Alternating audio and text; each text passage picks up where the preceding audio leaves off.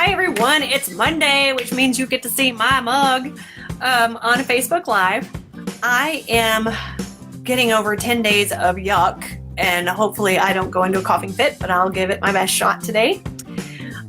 One of the things I'm trying to focus on desperately, and when I say desperately, I have like a white knuckle hold on this thing, is that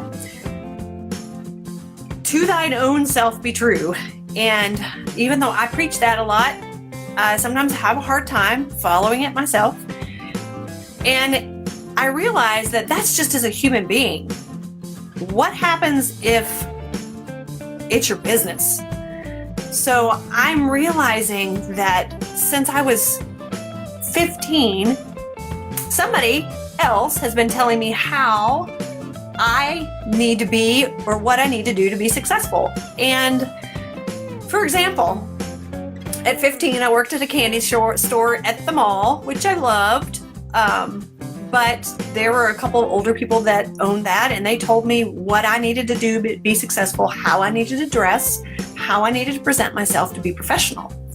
And that used to rankle me, and I can use that word rankle now because I'm almost 50. So, I'm a curmudgeon. And then when I was about 18, I got my first temporary job at IBM in Las Colinas, and I got on the elevator just, in whatever professional clothes that I could possibly find. And I got in the elevator, and I had everyone on the elevator give me dirty looks because I wasn't in a blue suit with a red power tie, a hose, and heels.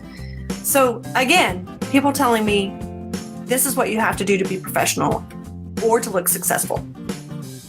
All right. Flash forward, when I was working at a real estate investment company, very bankery, you had to dress a certain way, you had to behave a certain way. Someone told me I couldn't go to lunch anymore because I had stuff to do. And if we wanted to have a successful department, that I had to fully commit 100% of my time into that department. Again, that made no sense to me. Why can't I eat? And I realized that it's just been one thing after the other. And I'm realizing I can be successful my way. And one of the ways I can be successful is be comfortable, be fed, use my strengths, and know that I can accomplish anything with those things. And food is important, but really, joking aside, part of the reason we are so stuck as business owners is we're listening to too many other damn people. I am so sick and tired of other people telling me I have to have a marketing funnel, other people telling me I have to post on social media twice a day, other people telling me I have to do X, Y, and Z in order for people to understand what I truly give them. And the bottom line is that's bullshit. It is their own fear talking. And the reason it doesn't resonate with me is I'm not afraid. I realize that I'm a freak show. I can't remember shit. I'm goofy. I cuss. I'll use really inappropriate metaphors to get my point across. And the bottom line is that's me.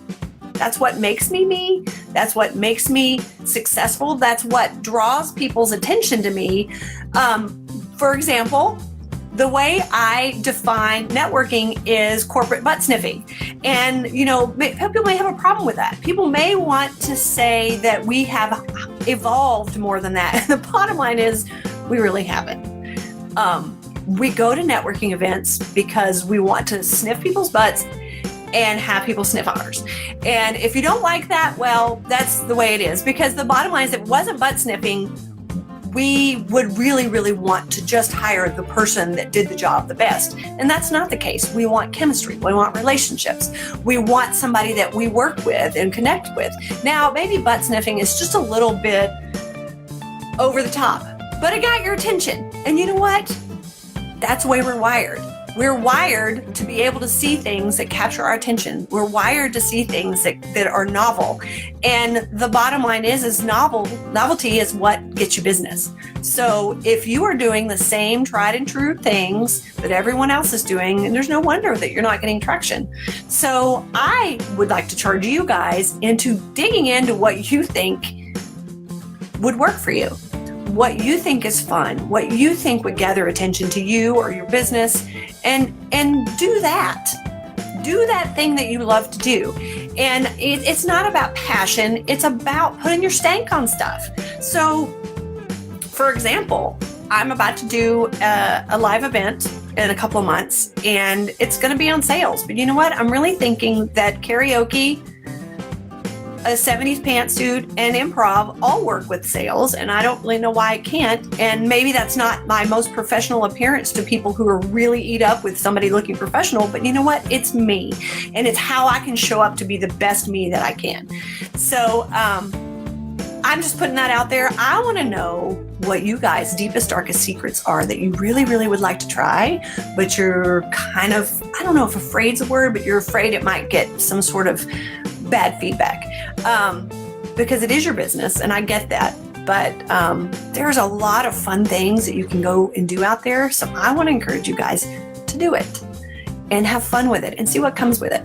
So that's my Monday. It's a little freaky, but I promised myself and my own coach that I would let more of my freak flag fly.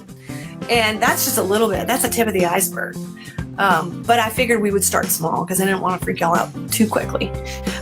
Thank you for joining me, and I will see you guys next week. Thanks.